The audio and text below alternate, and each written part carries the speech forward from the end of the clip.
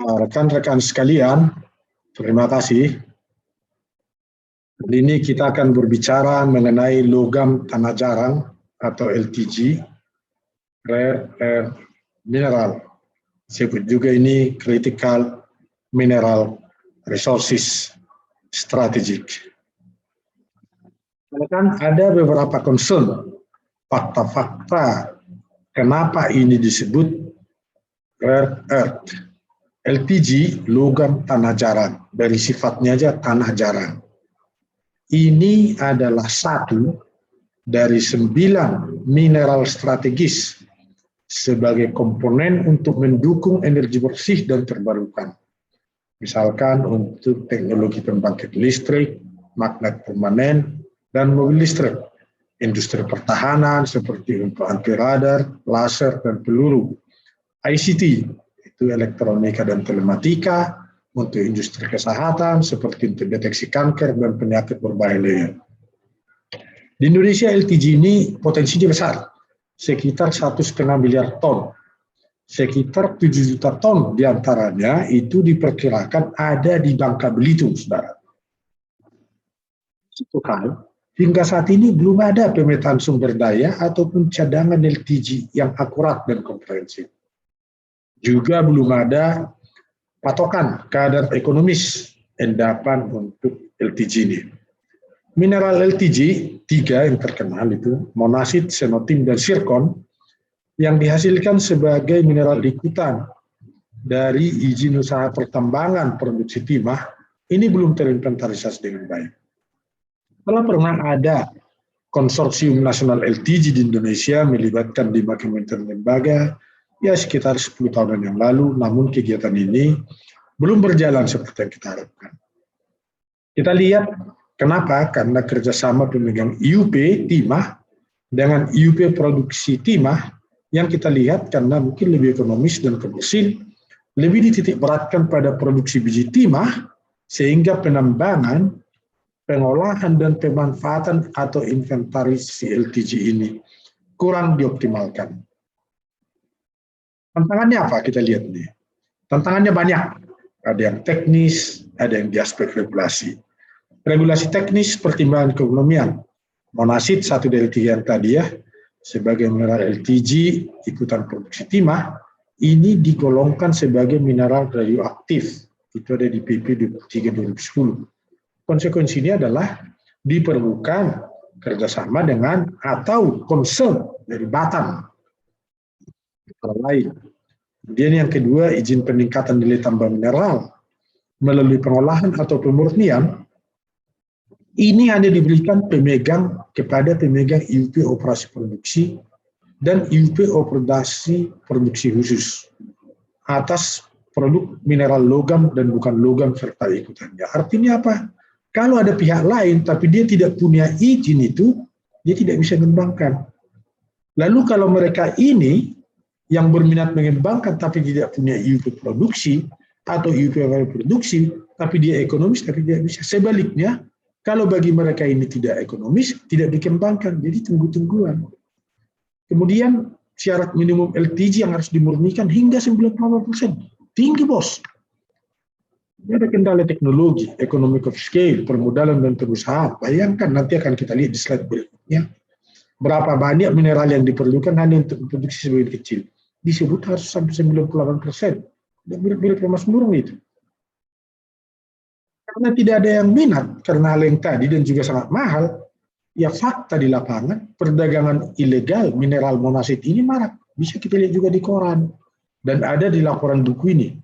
Jadi kami tidak mengada-ada, ini bisa diakses di Google.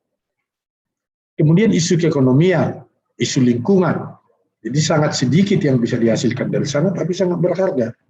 Kemudian market dan industri ekosistem, artinya adalah ini kalau diproduksi siapa penggunanya. Kalau industri pengguna atau industri hilir mau didirikan, kalau dia tidak yakin ada di hulunya, dia tidak dirikan. Jadi ibarat chicken and eggs. Itulah yang terjadi di tempat kita. Nah, kita lihat potret dan tantangannya. Ada 9 mineral strategis mendukung pertahanan negara. Kami sudah sebut tadi, ada material komponen alutsista, sintesis material optik dan logam. Setelah pernah ini ditandatangani, ini ada tanda tangan kalau Bapak Ibu lihat yang ini, berbagai instansi itu tahun 2015 yang lalu. Bahkan Badan Geologi, berbagai studi telah dilakukan dan sudah berjalan Renstra yang lalu. Ini ada kesepakatan berbagai lembaga, tapi kita belum kemana-mana jauh, walaupun ini telah 2021 sekarang ya, 6 tahun yang lalu melibatkan berbagai kementerian. Lihat tuh, ada 6 menteri lembaga pengembangan industri berbasis logam tanah jarang. Mulai dari hulu ke hilirnya. Ada perindustrian, ada ESDM, Kemenristek, BUMN, tenaga nuklir, tadi karena kita sebut di depan itu, dan BPPT, pengembangan industri berbasis logam tanah jarang. Lengkap tanda tangan. Itulah sangat penting. Tapi belum kemana-mana. Justru lebih hebohnya kita lihat, coba kalau kita lihat Persia, termasuk yang baru-baru ini, negara G7, saya minum dulu ya, maaf, G7 rapat, meeting belum lama ini, di bulan Juni ini, kita lihat, coba kita lihat betapa pentingnya rare earth ini, elemen. Strategik mineral, itu kita ambil dari FTCOM, ini menjadi peperangan baru, new battleground. Kenapa tadi? Ada di sana perangkat yang diperlukan untuk industri militer maupun industri kelistrikan, ada banyak hal. Dan Cina itu yang menguasai lebih banyak, makanya disebut rare. Sekarang ini cadangan dan marketnya, dia akan melarang ekspor. Dan ini membawa kehebohan ke termasuk negara-negara maju pengguna. Tadi kita sebutkan, saya quote itu ya, Januari 2021, ekspor ilegal timah marak, tapi pemerintah merefer kepada ketentuan itu. Marak tapi regulasi ya macam-macam lah. Ini penyeludupan pasir timah. Kenapa diseludupkan? Tentu karena ada sesuatu di dalamnya. Nanti kita lihat pada slide-slide berikutnya. Smuggling rare earth metals in Rusia. Masuk Rusia diberhentikan. Government official working to stop smuggling in China. Ini betapa luar biasanya. Ini kita lihat nih. 25 Mei 2021. Biden, Green's Energy Dilemma on Critical Minerals. Dia kan Biden ini, Presiden Amerika yang baru, menginginkan green energy ini dipercepat. Tapi salah satu bahannya adalah critical mineral yang dia tidak kuasai. Lalu, ini agak bingung juga saya. Yang terbaru saya ambil nih, Juni 9, 2021. Malah Biden mengatakan ini supply chain-nya kita lihat nih, Cina terlalu banyak main ini di sini. Ini saya agak confused juga. Kenapa Biden menyerang Cina ya? Kenapa bukan tidak dilihat apa yang di dia, tapi itulah pendekatannya. Ini karena sudah menjadi isu nasional bahkan di Amerika. Biden joins House, Senate, dan White House call untuk critical mining strategy. Entah dia bekerja sama dengan Kanada, di sana menghadapi Eropa, atau China dan Rusia sebelah sini, geopolitik, geostrategi yang kalah. Ini yang terbaru lagi ini, saudara. G7 countries, negara-negara termaju di dunia, cannot secure critical minerals without tackling governance and corruption. Ini kalau saya baca ya, seolah-olah kawan-kawan ini bilang, ini sekarang critical minerals ini ada di China, yang menguasai karena ada isu governance dan corruption. Bagi saya ini kurang make sense. Ini mirip dengan ya pepatah Melayu. Kita yang tidak pandai menari, lantai pula yang kita salahkan. Nah, itu bagi saya. Coba kita lihat ini. Mineral yang diperlukan untuk teknologi energi bersih, tadi kan dilemanya Pak Biden tadi. Untuk transport, elektronik, ini bahan-bahan, ini semua kan mineral-mineral. Nah, kita lihat khusus rare earth, logam tanah jarang ini. Di seluruh industri diperlukan warna ini ya. Berapa persen ini? Berapa kilogram untuk per vehicle? Elektrikal lebih banyak dari konvensional, tapi diperlukan untuk power generation, untuk offshore winds, untuk Nuklir, untuk solar PV diperlukan yang lain, silikon. Ini bagian dari mineral juga di antara mineral strategis tadi. Nuklir, untuk coal, natural gas diperlukan copper. Ini kan mineral-mineral strategis yang tadi kita sebut 9. Jadi betapa pentingnya mineral-mineral ini even untuk teknologi energi bersih yang saat ini sedang dikembangkan, termasuk rare earth, logam tanah jarang di dalamnya. Logam tanah jarang penting, tapi namanya jarang, hanya ada di beberapa daerah tertentu. Kita lihat. Mari kita lihat mineral map of the world. Kalau kita lihat titik-titik ini ya, ada satu yang saya harus bilang, saya suspicious lah kalau boleh dikatakan. Coba kalau kita lihat Indonesia, ini Indonesia kita ini berada bersama dengan RRC, Vietnam, Thailand, dan Myanmar memiliki kandungan mineral timah. Timah kita kan banyak. Dan sama-sama berada di sabuk mineral Asia Tenggara. Artinya apa? Potensial nih barang itu ada di sana. Kelihatan ini sabuknya. Tapi ketika kita akan masuk, barang itu ada nggak di sini? Nah, ini menjadi isunya. Mari kita lihat nih, produser rare earths di dunia. Yang paling besar itu adalah Cina. Lihat data 2019 BBB. Saya ambil dari sini. Boleh di Google saudara-saudara. Sangat besar. Amerika Serikat sendiri hanya punya secuil yang atas ini. Tapi yang ingin saya katakan adalah, saya geser dulu agak ke atas ya, bahwa tadi saya sebut Indonesia berada satu jalur peta sebaran sabuk mineralisasi, tapi di Myanmar, Thailand, Vietnam ada catatannya. Ini di sini ada Thailand, ada Vietnam, tapi kita tidak lihat Indonesia. Padahal Indonesia itu berada dalam satu sabuk. Ah, ini kan heran kita toh. Kita sebut penting, banyak penyeludupan, barang itu ada tapi tidak tercatat di sini. Tidak diusahakan atau bagaimana? Nah, mari kita lihat mapping dunia. Ini mencatat mengenai cadangan rare earth element REE di dunia. Kalau kita lihat ini, yang banyak itu ya lagi-lagi Malaysia ada kecatat, Cina paling besar, juga Rusia yang ini CIS ini Cina, dan other countries bayangkan 37% sendiri dikuasai China, cadangannya Amerika hanya 13%. Itu makanya dia nggak sewa. Memang data ini data tahun 2010, tapi tidak jauh berbeda dari yang sekarang. Kami ambil data ini yang ada di publish, bisa dicari di Google juga. Bagaimana supply chain atau mata rantai rare earth ini. Mulai dari ore, biji, kemudian mature, oksida, metal, baru alloy, magnet, produk, sampai recycle.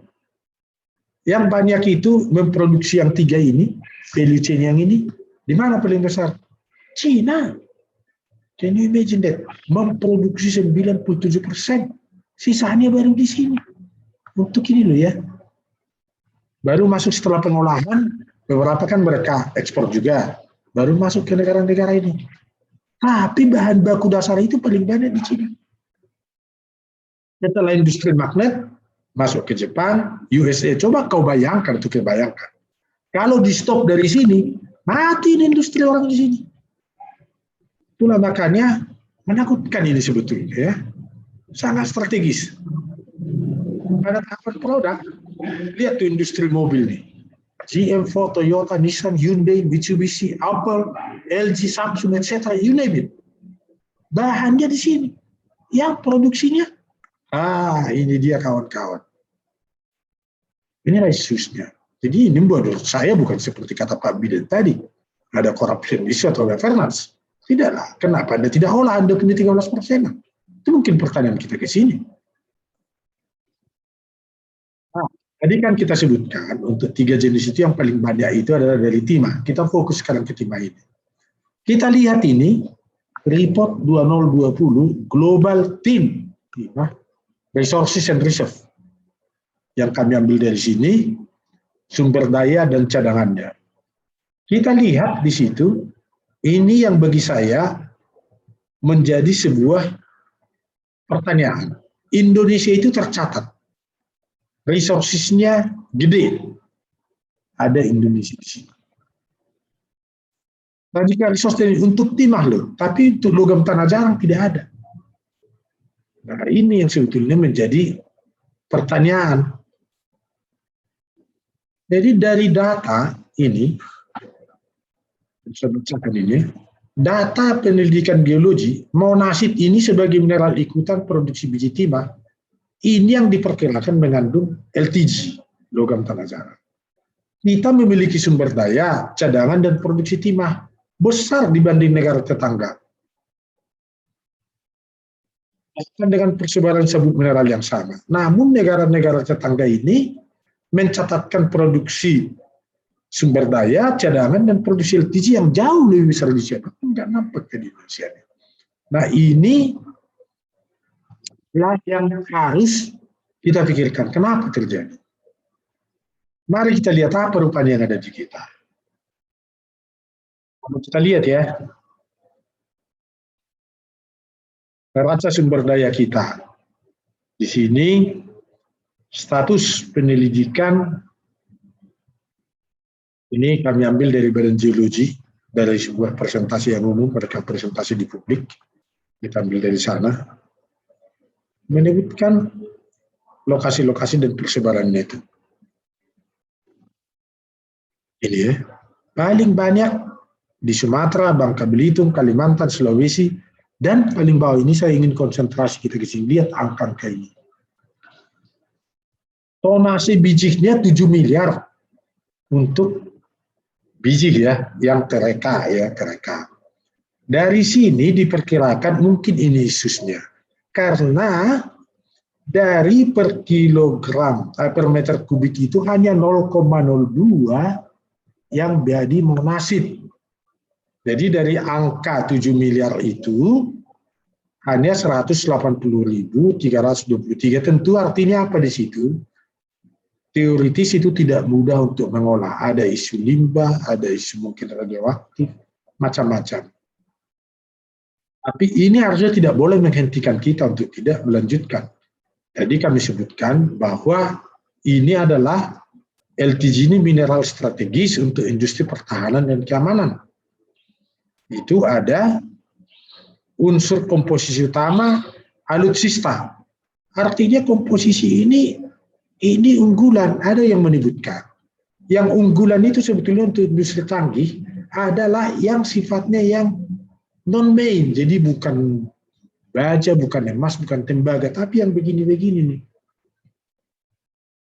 Ada ketersediaan mineral jangka panjang. Jadi ada memang konsen menyebutkan, ini jangan kita produksi, biar aja di situ toh kita perlukan untuk jangka panjang. Tapi fakta tadi di halaman sebelumnya tunjukkan, kita biarkan pun penyeludupan marak.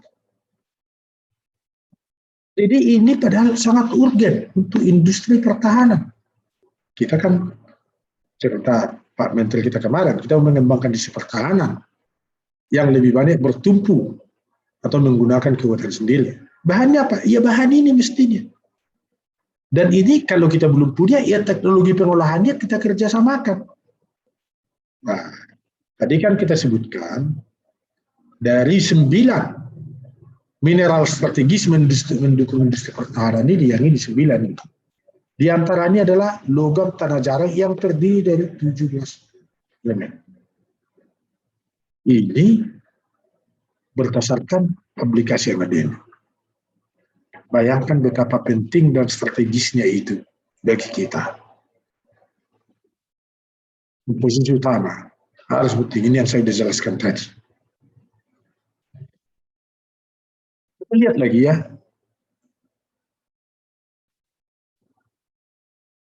Ini data kami ambil dari Badan Geologi 2014 mengenai persebaran itu. Fokusnya di sini. Banyak, sebagian ada di sini, Sulawesi. Jadi hanya 2 tempat sebetulnya yang paling besar. lokasi persebaran paling besar itu ya di sini.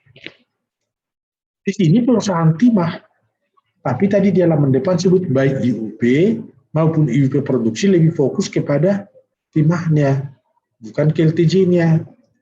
Karena kecil, karena LTJ itu tadi yang unsur-unsur tadi disebutkan. Unsur-unsur masing-masing untuk LTJ. Logam tanah jarang atau rare earth element saat ini, kita lihatlah mapping ini ya. Kita menyebut dia critical mineral resources, jangan yang kita Biden juga bilang seperti itu. Perlu untuk teknologi maju, energi ramah lingkungan, tadi saya sebut di depan. Tapi didominasi oleh Tiongkok. Data cadangan ada di kita. Wilayah izin usaha pertambangannya pun belum ada. Mineral LTG ini ada sebetulnya di 600 UEP operasi produksi timah, karena dia kan ikutan ya, hanya belum terinventarisasi. Dari 3 itu zircon sebagai komoditas non logam, tapi masuk LTG ini pun belum diatur. Belum. Tadi sebut 1 kan mengandung radioaktif, tapi yang tidak mengandung pun senotim juga belum termanfaatkan. Pernah ada pilot-pilot kecil, ada penyelidikan, tapi sampai kapan kita akan di sini ketika negara-negara lain sudah concern. Even pertemuan G7 kemarin telah mengatakan itu, yang saya kutip di depan tadi. Ya jelaslah belum ada kadar patokan. Jadi ini suka tunggu-tungguan. Siapa yang belum mengembangkan? Di hulunya, di hilirnya belum ada. Jadi ribet ini. Prosesnya panjang, itu kita pahami. Tapi nilai tambahnya juga besar. Kita lihat di data ini, di beberapa daerah, perbandingan persen berat kelimpahan kasiterit mineral ikutan, ada konsentrat pasir timah di Bangka Belitung, Kepulauan Riau, yang dipublikasi oleh PSDG 2006 yang lalu. Monasit itu di semua ada. Senotim ada, zircon ada, kasiterit ada di Kampung Berimba. Logam tanah jarang kita. Jadi ini memang ya kan kita yang mikir yang 3 ini kan kecil terhadap ini yang utama. Tapi inilah justru sangat pokok-pokok itu, sangat strategis perannya tadi. Mengolah memang tidak mudah. Panjang mata rantainya. Mulai dari biji, peremukan, penggerusan, flotasi, pemisahan. Kita cerita di sini nanti ada isu lingkungan, oksida, kemudian mereduksi menjadi logam. Nah, ini tadi kan ada 3 negara tadi kan, yang di 3 depan, yang Cina, makin ke timur, makin ke sebelah kiri tadi kan, US masuk dan seterusnya. Paduan, nah ini untuk teknologi maju. Untuk yang ini, kita sekarang kan lagi katanya mau maju energi ramah lingkungan, air bersih, teknologi tinggi. Ini memang ujungnya, tapi kalau kita sendiri belum mulai di sini, bagaimana kita bisa ke ujung? Padahal nilai tambahnya besar. Coba, dari monasit, kalau misalkan monasit ini kita kasih nilai 1, dari harganya 0,5 per kilogram, begitu dia jadi konsentrat, naik 6 kali lipat, jadi 3,2. Begitu jadi oksida, masuk ke sini, naik dia jadi 32 kali. Itu logam 60 kali setelah dia masuk ke sini. Bayangkan, ketika kita masih di sini, belum kita kerjasama dengan negara-negara lain mengolah masih di sini. Harapan saya sih ke depan, kalau kita mau join, kita harus join along the value chain. Karena kalau kita hanya join dengan masukkan modal teknologi, memberikan fasilitas insentif atau non insentif dengan negara lain yang mau bekerja sama kita, tapi hanya di sini, rugi bos. Kita hanya dapat nilai tambah ini. Harusnya harus sampai di sini, walaupun persentase kita sedikit. Itu jauh lebih penting daripada kita jor-joran kasih di sini, tapi di sini kita lepas. Ini strategi. Tapi bagaimanapun kita perlu mengundang mereka yang sukses mulai dari awal. Jangan seperti tadi tidak tercatat data kita ya. Logam tanah jarang kegiatan pertambangan. Sumber daya monasit kita lihat ini. Laporan sumber daya holding pertambangan 22.000 ton. Dimanfaatkan ini, ada datanya. Dan dari volume, ini kan yang saya sebut tadi. Dari volume 4,4 juta, ya unsur itu memang tidak terlalu besar elemen itu. Tapi bukan berarti kita abaikan. Karena tadi nilai tambahnya, negara-negara Myanmar aja bikin, Vietnam bikin, masa kita kagak. Lalu pemeloran monasit dari biji timah, ya harusnya dia ngolah ini. Kalau tidak, ya orang ada konsentrasi yang begini. Karena barang itu kan di sini.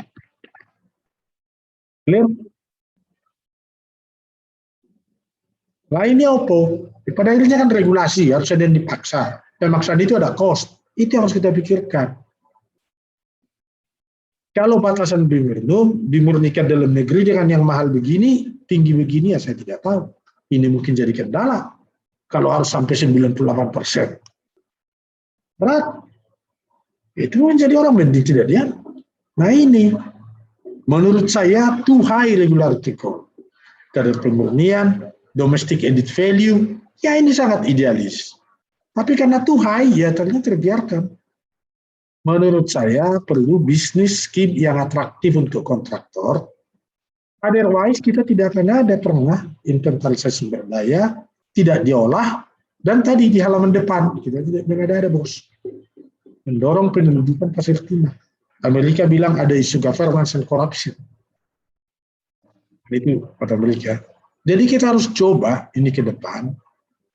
Pemegang IUP, karena kan kita batasi tadi, yang boleh ngolah katanya pemegang IUP dan IUP operasi produksi ini menurut saya perlu kita revisit kembali. Kita harus berani memberikan itu diolah korporasi lain. Yang ini loh. Selama ini kemana aja? Kan ada konsentrasi di sini. Ini yang harus kita lakukan. Kalau tidak, ya akan. Ya, seperti tadi kita menyebut kami punya banyak, tapi ketika ditanya mana barang itu, tidak ada, atau belum ada. Sekali lagi, saya sangat penting membawa perhatian Bapak Ibu ke sini. Ini panjang nih mata rantai, ya yang ini loh. Walaupun kita mau ngajak kerjasama, itu tidak cukup berhenti di sini Pak. Karena yang banyak itu setelah konsentrat dan di sini. Kalau apalagi kita kalau hanya di sini, ini bakal tidak kemana-mana kita, rugi kita. Jadi ajaklah kerjasama, berikan ekosistemnya kepada mitra asing, siapapun mereka yang punya teknologi, punya pasar, punya permodalan, entah di dalam maupun di luar, kita harus ajak dia sekaligus sampai ke ujung Pak. Tidak cukup, itu berlaku juga ya untuk industri nikel, mineral kita dan seterusnya itu.